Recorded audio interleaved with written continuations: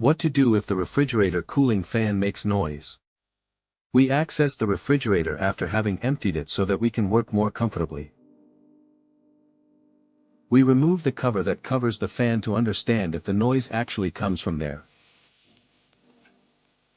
Good, now we proceed with the disassembly.